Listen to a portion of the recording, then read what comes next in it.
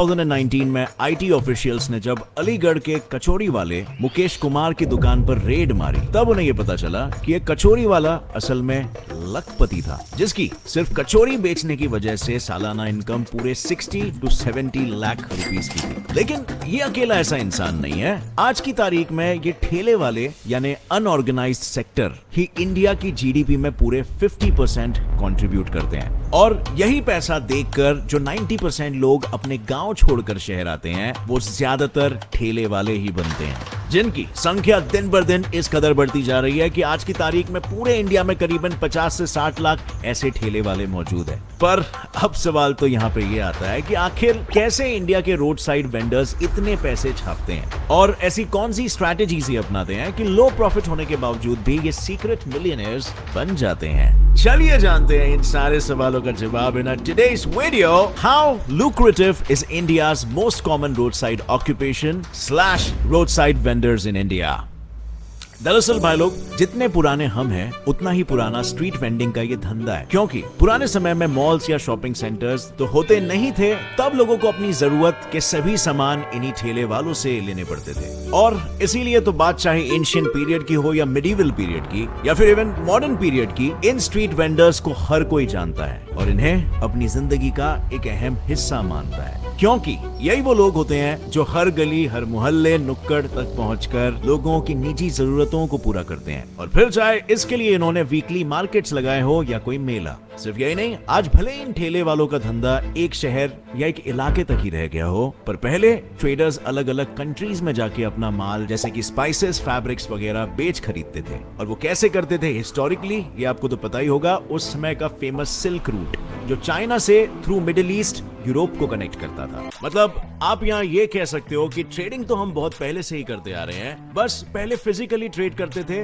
जहाँ पर हमें कमोडिटी देके दूसरी लेते थे, और आज हम डिजिटली ट्रेड करते हैं जहाँ हम कोई चीज देके रिटर्न में पैसे लेते हैं। और आज भी इन ठेले वालों की कोई फिक्स जगह नहीं होती, ना ही इनके पास खुद की कोई रजिस्टर्ड दुकान या जगह होती है, जिसका सबूत है ये रिपोर्ट, जिसमें पता चला था कि Mumbai 2.5 lakh road side vendors का घर है, जबकि उनमें से लाइसेंस सिर्फ 15,000 लोगों को ही मिला है। यानी 10% से भी कम लोगों के पास रजिस्टर्ड दुकानें यानी ठेले हैं, और जिनके पास नहीं है वो कभी भी, कहीं भी, किधर भी अपनी हाथ गाड़ी उठा लेते हैं, तो कभी अपने सिर पर टोकरी रख लेते हैं और फिर ज्यादा फायदे वाली जगह पर जाके अपना माल बेचने लगते हैं। और अगर कोई पुलिस वाला आ भी जाता है तो उन्हें हफ्ता खिला देते हैं। इनकी इसी काबिलियत ने इन्हें आज हर कंट्री के इकोनॉमी का एक जरूरी हिस्सा बना दिया है, खास तौर पे इंडिया का, जिसमें ये 50% कंट्रीब्यूट करते हैं, क्योंकि यही वो वेंडर्स है जो चाहे आंधी आए या तूफान, बिजली गिरे या खुला हो आसमान, हर जगह, हर गली चौराहे पे इंसान की जरूरत को पूरा करते हैं। लेकिन बिजनेसमैन चाहे एसी में सूट बूट में बैठा हो या फिर कड़कती धूप में खड़े ये वेंडर्स हो, बिना फायदे के कोई अपना काम आगे नहीं बढ़ाता, और उसी फायदे के लिए हर धंधे में इन्हें कुछ इन्वेस्टमेंट करनी होती है, जो अक्सर मुनाफे से कई गुना कम होती है, खास तौर पे इन रोड साइड धंधों में, जहाँ इन सभी की इन्वेस्टमेंट उतनी ही होती है जितने में उनके एक दिन का जरूरी सामान आ जाए। खुद ही देख लीजिए, ये डोसा वाले अन्ना है जो रोजाना अपने 12 घंटे के धंधे में 200 वड़ा, 500 इडली और 350 डोसा बेचते हैं, और इसमें से बिकने वाली हर चीज की कुल लागत रोजाना 6,000 की होती है, जिसमें इनके स्टाफ की सैलरी भी शामिल है। पर लोगों को 20 रुपए में इडली और 20 रुपए में मेदू वड़ा खिलाकर ये महीने में 1,37,000 रुपए का प्रॉफिट कमाते हैं। और ऐसी ही कुछ कमाई सड़क के किनारे खड़े इन बिरयानी वालों की भी होती है, जहां बिरयानी में इस्तेमाल होने वाले सामान का रोज का खर्चा कुछ 6,000 आता है और लगभग 7 से 8,000 की इनकी बिक्री होती है, जिस वजह से इनका महीने का प्रॉफिट कुछ 45,000 से 50,000 का होता है। हालांकि ये बात समझना इंपॉर्टेंट है कि ऐसा बिल्कुल नहीं है कि सड़क किनारे ग्राहक के इंतजार में खड़े हर ठेले वाले की कमाई इतनी ही होती है,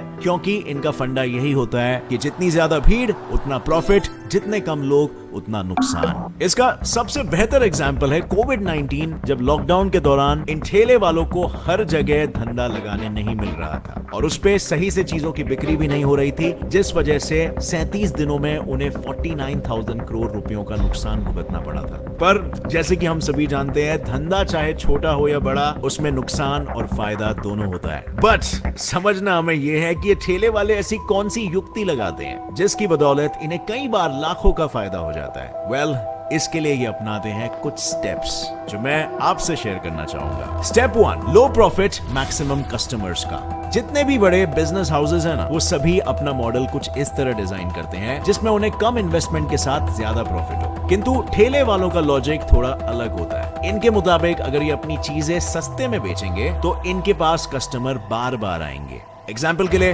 अगर हम किसी अन्ना के यहाँ पर इडली खाते हैं तो वो इडली 15 से 20 रुपए प्लेट मिलती है, जिसमें 2-3 रुपए का प्रॉफिट रखते हुए ये वेंडर्स बाकी का पैसा अपने सप्लाई चेन में शामिल लोगों को दे देते हैं, चाहे वो ट्रांसपोर्ट हो या हेल्पर्स या फिर म्युनिसिपल कॉर्पोरेशन। इससे होता यह है कि प्रॉफिट की रकम भले ही कम होती है, लेकिन इनका सामान ज्यादा लोगों तक पहुंचता है और इनके पास कस्टमर के दोबारा आने का स्कोप बढ़ जाता है। इन शॉर्ट, प्रॉफिट के साथ marketing. Step 2, better discount rate, जिसको आई एम श्योर आप सभी ने भी मार्केट से धनिया पुदीना लेते टाइम एक्सपीरियंस किया होगा। जब भी हम बाजार से धनिया या पुदीना लेते हैं, ठेले वाले भैया उसके साथ हमें कड़ी पत्ता या फिर हरी मिर्ची कॉम्प्लीमेंट्री देते हैं। देखा जाए तो इसमें उनका कोई खास फायदा नहीं होता, लेकिन कड़ी पत्ते को कॉम्प्लीमेंट्री देकर वो हमें इन अ वे डिस्काउंट दे देते हैं। और इसे अगर हम साइकोलॉजिकल वे में देखें तो जब भी कोई आपको कुछ फ्री दे तो आपके अंदर एक अर्जेंसी जगती है उसी जगह से बार बार खरीदने की, क्योंकि आपका ब्रेन आपको ये इन्फॉर्मेशन दे रहा है कि सामने वाला इंसान आपको नॉर्मल रेट में 2 चीजें दे रहा है, वहीं कोई ये नहीं कर रहा,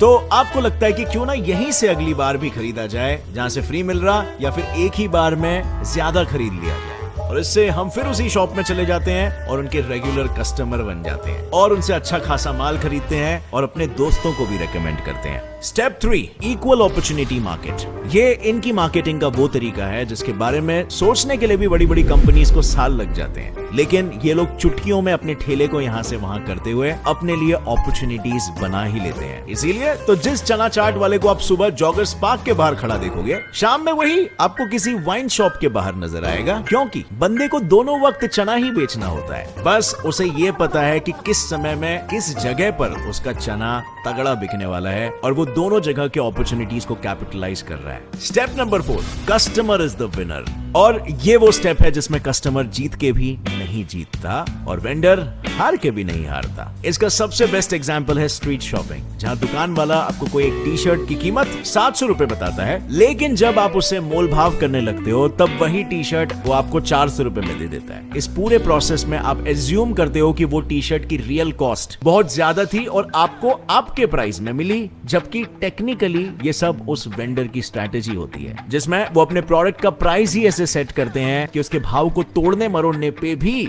उसका नुकसान नहीं होता। और इसीलिए फ्रेंड्स, जब भी आप किसी रोड साइड वेंडर से डील कर रहे हो कपड़े खरीदने के लिए, तो तगड़ा नेगोशिएट करो, क्योंकि अच्छा चांस है कि प्राइस आर्टिफिशियली इन्फ्लेट करके रखा गया है, क्योंकि इन वेंडर्स की यूएसपी ही उनके टारगेट कस्टमर्स होते हैं, जिन्हें अगर सस्ते में कोई अच्छी चीज मिल जाती है तो उनके लिए वो सबसे बड़ी जीत होती है, जिसे खुद ये वेंडर्स कबूल भी करते हैं। पर किसी भी बिजनेसमैन की स्ट्रैटेजी तब तक सक्सेसफुल नहीं होती जब तक वो यूनिक ना हो, और हमारे यहाँ तो हर चौक चौराहे पर ये ठेले वाले सेम ही स्ट्रैटेजी के साथ खड़े होते हैं। तो ऐसे में क्यों इनकी संख्या कम नहीं हो रही है यार? इतना कंपटीशन है, और ऐसी क्या वजह है जो ये काम इंडिया में आज भी इतना कॉमन हो चुका है? Well, reason number 1, poverty rate. हमारे देश में कितनी गरीबी है, फिर भी अगर स्टैटिस्टिक्स को देखा जाए तो हमारे यहाँ का 6% पॉपुलेशन आज भी गरीबी में जी रहा है। हालांकि अगर रिपोर्ट्स की माने तो इंडिया ने 2011 के बाद अपना पॉवर्टी रेट काउंट ही नहीं किया, लेकिन यूनाइटेड नेशंस ऐसा अंदाजा लगा रहा है कि 2019 में इंडिया का पॉवर्टी रेट 28% हो गया था। अब जाहिर सी बात है, अगर पॉपुलेशन का इतना बड़ा हिस्सा गरीबी में जी रहा होगा तो उनके पास खाने पीने के लिए 2 वक्त की रोटी भी नहीं होती, जिसके बाद लोगों की यही जरूरत उन्हें भीख मांगने से ज्यादा वो काम करने की प्रेरणा देती है जिसमें इनका इन्वेस्टमेंट कम हो और रिटर्न ज्यादा। Reason number 2, unemployment rate. अब अगर गरीबी ही ज्यादा होगी तो पढ़ने लिखने का सवाल ही नहीं उठता। ऐसे में अगर इन ठेले वालों को कभी कहीं काम करने का मौका भी मिलता है तो देश का 7.7% का अनएम्प्लॉयमेंट रेट उनसे वो मौका छीन लेता है, क्योंकि एक तो पहले से ही इंडिया में नौकरी की कमी है, उसमें अगर वो मिलती भी है तो किसी ऐसे इंसान को मिलती है जो दूसरों के कंपैरिजन में थोड़ा ज्यादा पढ़ा लिखा हो, और यही वजह है इन ठेले वालों को अपने लिए खुद ही काम करके ऐसे छोटे मोटे टेम्परेरी बिजनेसेस शुरू करने का रास्ता दिखाई देता है। Reason number 3, middle class spending. अब फ्रेंड्स, इस ऑक्यूपेशन के बढ़ने की तीसरी सबसे इंपॉर्टेंट वजह है हम जैसे लोग, यानी मिडिल क्लास पॉपुलेशन, जो इंडिया के 28% पॉपुलेशन को ऑक्यूपाई करती है, जिनकी consumer spending more than 70% contribute करती है। अब ऑब्वियस है कि जहां स्पेंडिंग है वहां डिमांड है, और जहां डिमांड है वहां सप्लाई के लिए ऐसे ठेले वालों के बिजनेसेस हैं, क्योंकि मिडिल क्लास पॉपुलेशन काफी किफायती बजट लेके चलती है और इसीलिए वो अक्सर इन ठेले वालों से सामान खरीदते हुए इनका प्रॉफिट करवा देती है, जिस वजह से इन्हें इस बिजनेस में आने का बढ़ावा मिलता है। लेकिन इसमें कोई दो राय नहीं है कि कई बार ये स्ट्रीट वेंडर्स कम टाइम में ज्यादा प्रॉफिट के लालच में भी ठेले वाला बनना पसंद करते हैं, क्योंकि आईटी डिपार्टमेंट की एक रिपोर्ट में ये पता चला कि यूपी के कानपुर में सड़कों पर रेडी लगाने वाले और कूड़े कबाड़े वालों में से 250 लोग मिलियनेयर्स थे, जिन्होंने कुल मिलाकर 280 करोड़ रुपयों की सिर्फ प्रॉपर्टीज खरीदी थी। इतना ही नहीं, इन 250 लोगों में से कई रद्दी पेपर वालों के पास खुद की 3-3 गाड़ियां भी थी। और ऐसा ही एक रेवलेशन जिसमें यह पता चला था कि कचौरियां बेचने वाला बंदा सालाना के 60 से 70 लाख रुपए कमाता था। लेकिन ये सभी वो लोग थे जिनके बारे में आईटी डिपार्टमेंट को पता चल गया था, जबकि इंडिया में ऐसे 50 से 60 लाख वेंडर्स है, और ऐसे में सोचो उनमें से किसने कहां-कहां इन्वेस्टमेंट किया होगा। तो क्या इसका मतलब ये है कि गवर्नमेंट इनके खिलाफ है? वेल, बिल्कुल भी नहीं, क्योंकि अगर ऐसा होता तो पिछले साल लॉकडाउन में गवर्नमेंट इन्हें 10-10 हजार का लोन नहीं देती। पर हाँ, इससे इस बात को झुटलाया नहीं जा सकता, ज्यादातर ये ठेले वाले इलीगली ही अपना धंधा लगाते हैं, जबकि हमारी गवर्नमेंट ने इनके लिए लाइसेंसिंग और स्ट्रीट वेंडर एक्ट को लागू किया है। फिर भी ये हर बार लाइसेंसिंग की जगह म्युनिसिपल कॉर्पोरेशन को फाइन देना ज्यादा बेहतर समझते हैं और पुलिस ऑफिसरों को पैसा खिलाना, क्योंकि अगर इन्होंने लाइसेंसिंग कर अपना धंधा लगाया तो इन्हें टैक्स भरना पड़ेगा, और इसी टैक्स से बचने के लिए ये फाइन और मिडलमैन को कट देने का सहारा अपनाते हैं। लेकिन क्या इनका इस तरह से इलीगली धंधा लगाना सही है या फिर नहीं? अपनी राय नीचे कमेंट्स में बताना। और अगर इन रोड साइड वेंडर्स की असली कमाई ने आपको अपनी कमाई पे सवाल उठाने पर मजबूर कर दिया हो तो इस वीडियो को लाइक, शेयर और चैनल को सब्सक्राइब कर देना, और हाँ, बेल नोटिफिकेशन जरूर दबाना।